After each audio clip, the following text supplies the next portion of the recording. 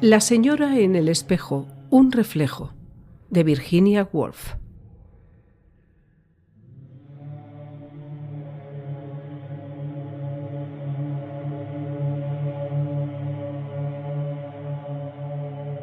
La gente no debiera dejar espejos colgados en sus habitaciones, tal como no debe dejar talonarios de cheques o cartas abiertas confesando un horrendo crimen.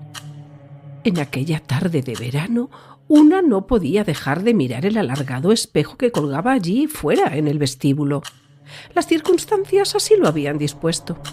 Desde las profundidades del diván en la sala de estar se podía ver en el reflejo del espejo italiano no solo la mesa con cubierta de mármol situada enfrente, sino también una parte del jardín más allá.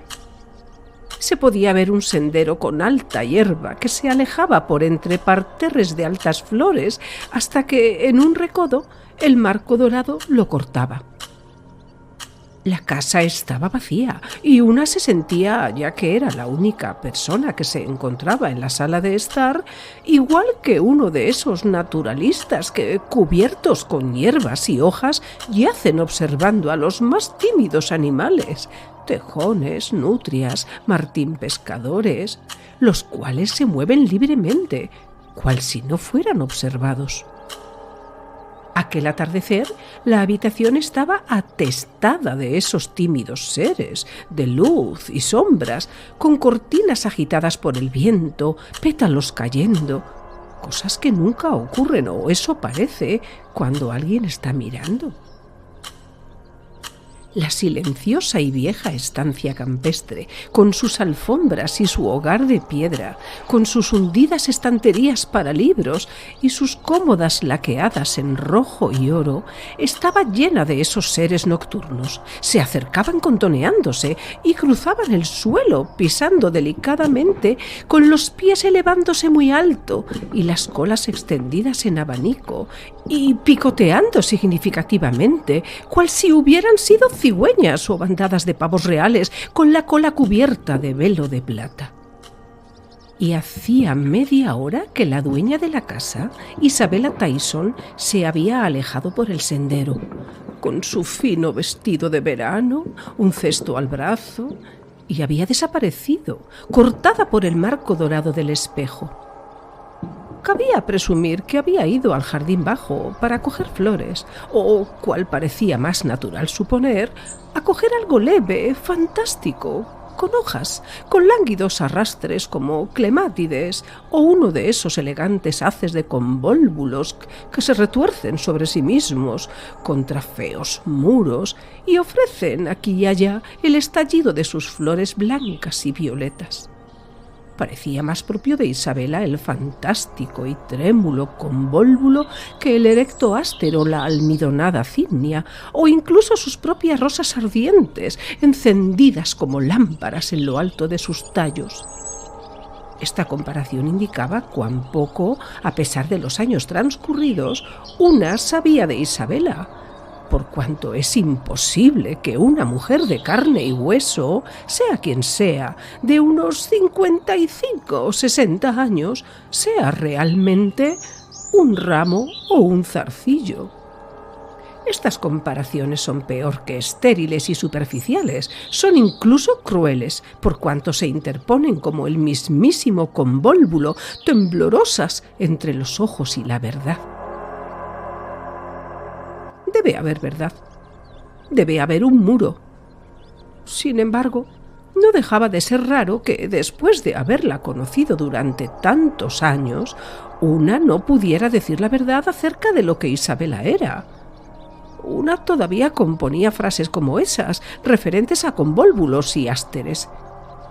En cuanto a los hechos, no cabía duda de que era solterona, rica, que había comprado esta casa y que había adquirido con sus propias manos, a menudo en los más oscuros rincones del mundo, y con grandes riesgos de venenosas picadas y orientales enfermedades, las alfombras, las sillas y los armarios que ahora vivían su nocturna vida ante los ojos de una.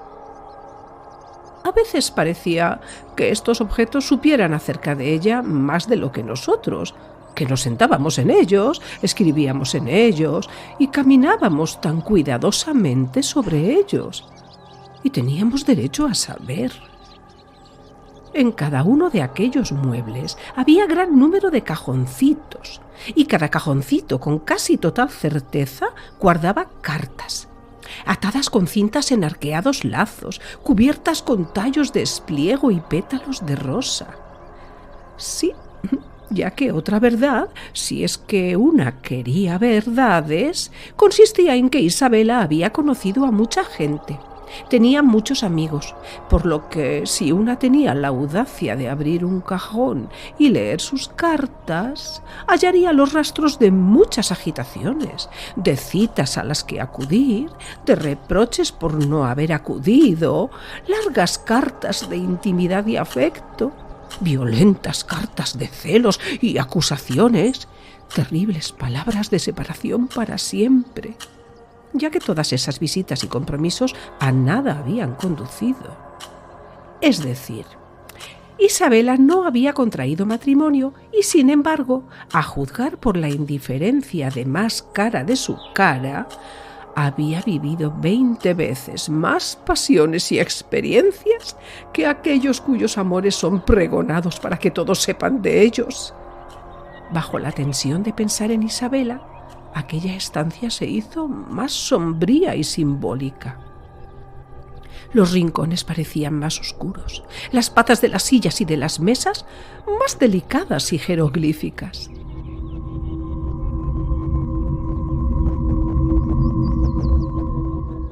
De repente, estos reflejos terminaron violentamente, aunque sin producir sonido alguno.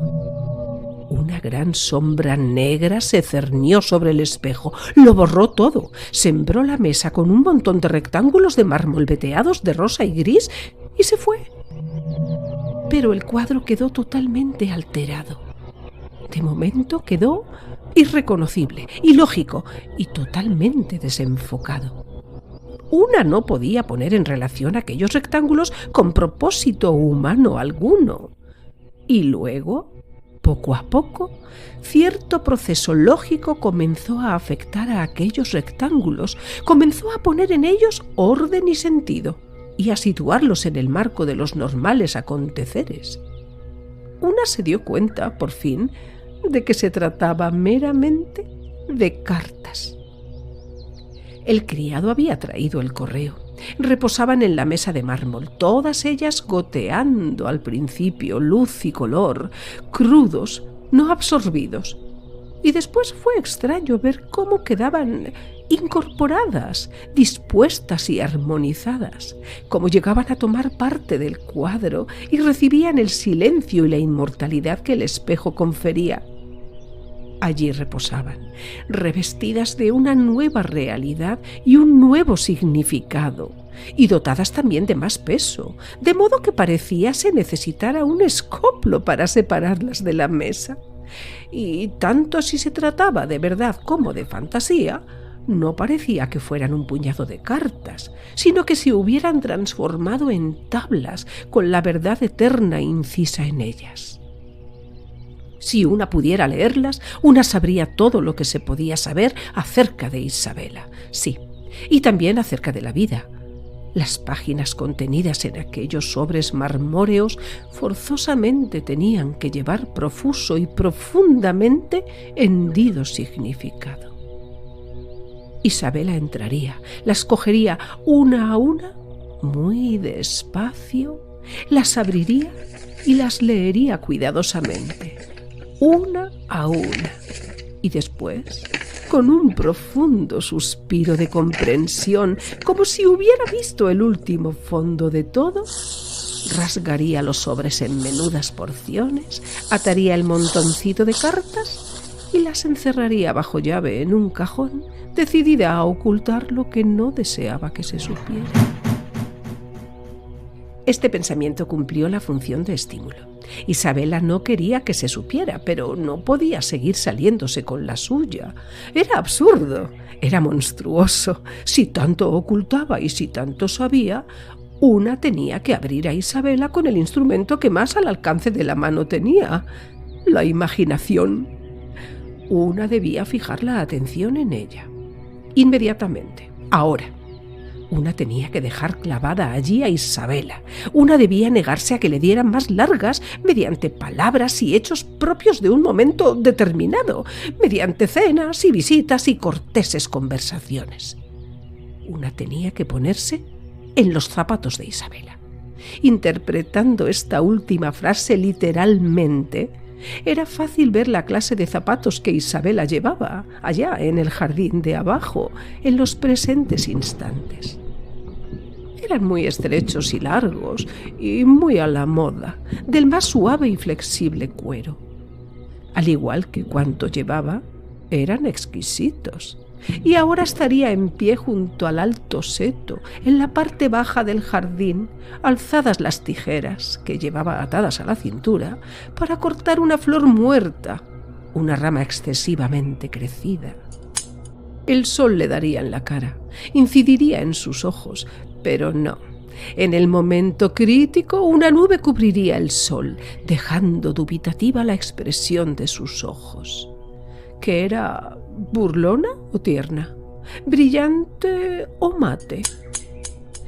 Una solo podía ver el indeterminado contorno de su cara un tanto marchita, bella, mirando hacia el cielo. Pensaba quizá que debía comprar una nueva red para las fresas, o que debía mandar flores a la viuda de Johnson, que había llegado el momento de ir en automóvil a visitar a los Gipsy. Ciertamente, esas eran las cosas de las que hablaba durante la cena. Pero una estaba cansada de las cosas de que hablaba en la cena. Era su profundo estado de ser lo que una quería aprender y verter en palabras, aquel estado que es a la mente lo que la respiración es al cuerpo, lo que se llama felicidad o desdicha. Al mencionar estas palabras, quedó patente, sin duda, que forzosamente Isabela tenía que ser feliz. Era rica, era distinguida, tenía muchos amigos, viajaba, compraba alfombras en Turquía y cerámica azul en Persia. Avenidas de placer se abrían hacia allí y allá, desde el lugar en que ahora se encontraba, con las tijeras alzadas para cortar temblorosas ramas, mientras las nubes con calidad de encaje velaban su cara. Y aquí, con un rápido movimiento de las tijeras, cortó un haz de clemátides que cayó al suelo. En el momento de la caída se hizo, sin la menor duda, más luz, y una pudo penetrar un poco más en su ser. Su mente rebosaba ternura y remordimiento. Cortar una rama en exceso crecida la entristecía, debido a que otra revivió y amó la vida.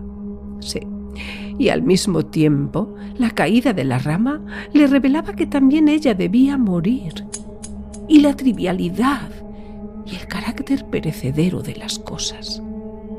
Y una vez más, asumiendo este pensamiento con su automático sentido común, pensé que la vida la había tratado bien, incluso teniendo en cuenta que también tendría que caer. Sería para yacer en la tierra e incorporarse suavemente a las raíces de las violetas.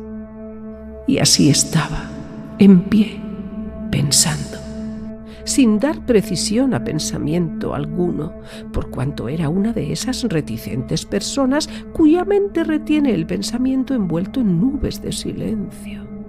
Rebosaba pensamientos.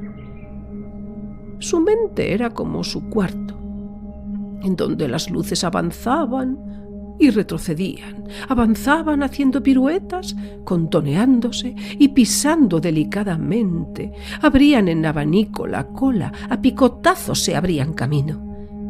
Y entonces todo su ser quedaba impregnado, lo mismo que el cuarto, de una nube de cierto profundo conocimiento, de un arrepentimiento no dicho. Y entonces quedaba toda ella repleta de cajoncitos cerrados bajo llave, llenos de cartas, igual que sus canteranos. Hablar de abrirla, como si fuera una ostra, de utilizar en ella la más hermosa, sutil y flexible herramienta entre cuantas existen, era un delito contra la piedad y un absurdo. Una tenía que imaginar. Y allí estaba ella, en el espejo. Una tuvo un sobresalto. Al principio estaba tan lejos que una no podía verla con claridad. Venía despacio, deteniéndose de vez en cuando, enderezando una rosa aquí, alzando un clavel allá para olerlo, pero no dejaba de avanzar. Y constantemente se hacía más grande y más grande en el espejo, y más completa era la persona en cuya mente había intentado penetrar. Una la iba comprobando poco a poco, incorporaba las cualidades descubiertas a aquel cuerpo visible. Allí estaba su vestido verde-gris, y los alargados zapatos, y el cesto, y algo que relucía en su garganta.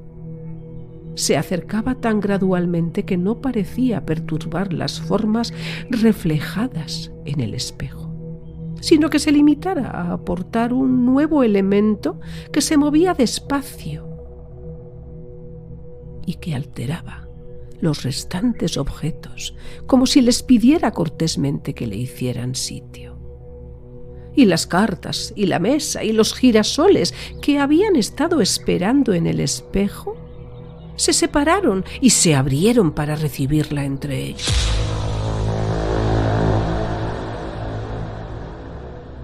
Por fin llegó. Allí estaba, en el vestíbulo. Se quedó junto a la mesa. Se quedó totalmente quieta.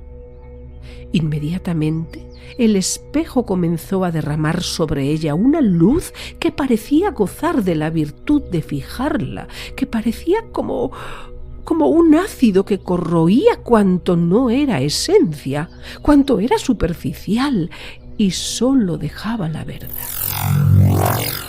Era un espectáculo fascinante. Todo se desprendió de ella: las nubes, el vestido, el cesto, el diamante, todo lo que una había llamado enredaderas y convólvulos. Allí abajo estaba el duro muro.